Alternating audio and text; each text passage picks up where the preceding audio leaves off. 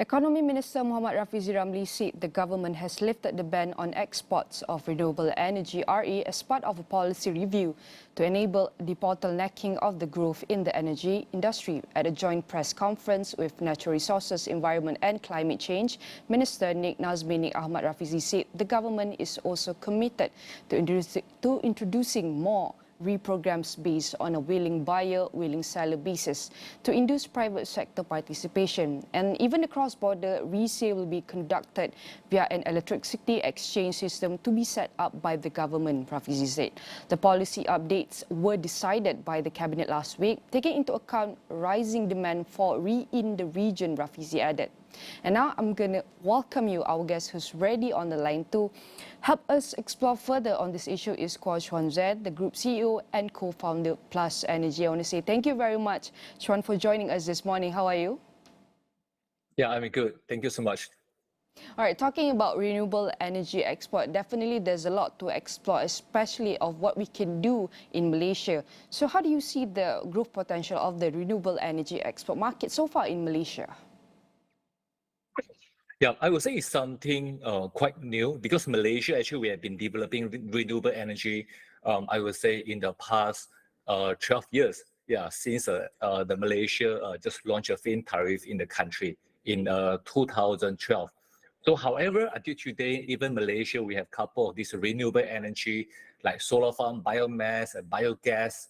This a renewable energy plant in the whole country, and also like mini hydro.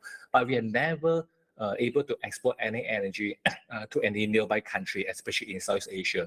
So I would say that's a huge growth potential over here because Malaysia actually we have quite a favorable this regulatory environment so far, and also we have plenty of land, so we can do like solar, and there are some neighbor countries like Singapore actually there's a huge demand on the renewable energy. And Malaysia, which is just next to the country like Singapore, actually we have a great potential to build like renewable energy like solar and export to the countries, for example, like Singapore, who has a huge demand in order to offset the CO2 emission for those factories who are operating in Singapore. At the same time, actually in Malaysia, we have quite a good skill trained labor, the workforce as well, because in this past 10 over years, actually, we all have already built a lot of different people, the engineers, the commercial experts in these renewable energy sectors. And one of the very important thing is actually Malaysia government, we have already committed to reduce the carbon emissions to achieve the carbon neutral by 2050. So, and also the nearby target by 2025, Malaysia, actually, we are aiming to achieve 31% of renewable energy in the national energy mix. So I would say this is all the different forces actually driving towards Malaysia to grow more energy, renewable energy, beside consume in the country and also export, I would say, in the Southeast Asia. All right, you have just said even the efforts and the skills and the experience, we are ready for renewable energy. Maybe you can share with us some of the current initiatives, even strategies being undertaken by the Malaysian.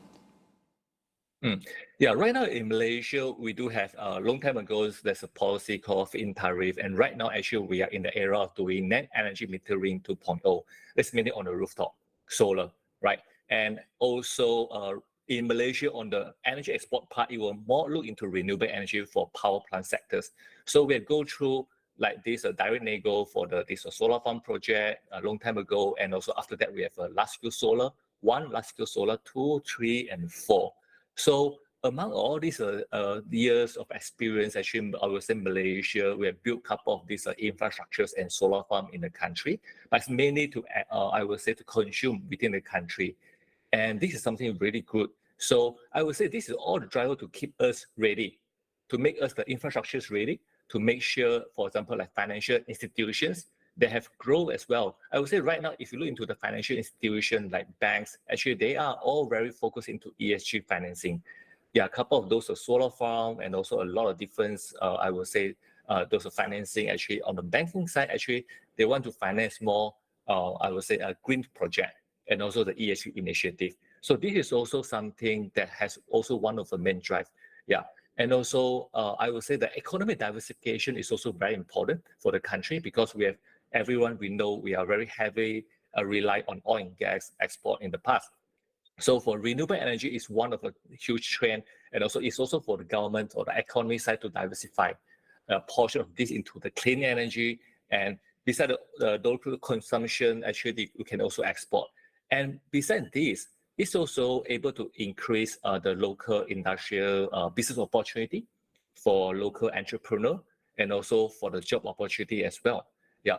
And one more very important thing is actually if let's say we are able to drive towards energy export, renewable energy export, one of the important things is we also can attract some of the foreign investors, yeah, who are really interested to invest in renewable energy, which right now Malaysia is one of the, I would say, the best place, the strategic location that which we can build and develop a lot of these renewable energy plants.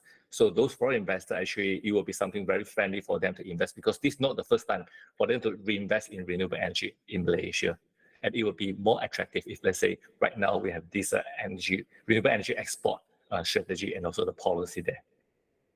All right, attracting foreign direct investment, as you said, FDI, we need to look attractive, maybe from the government side and even the private sector.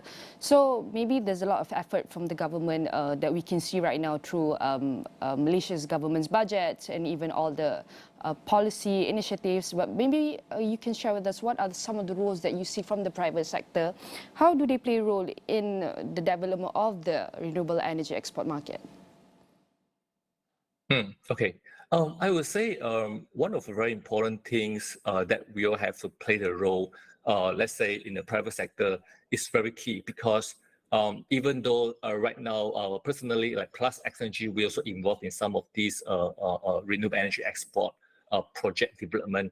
And when we find out from a government side, it could from Malaysia or Singapore and any country, we do have set the policy, but a lot of real initiative is all driven by private sectors. Yeah, it's all really driven by private sector. For example, like what we aware that in Singapore, there's a lot of these multinational company there, and then they have their huge goal to achieve the carbon neutral, and there's an import huge demand on the this CO2 emissions, which they need to have more carbon credit for the country.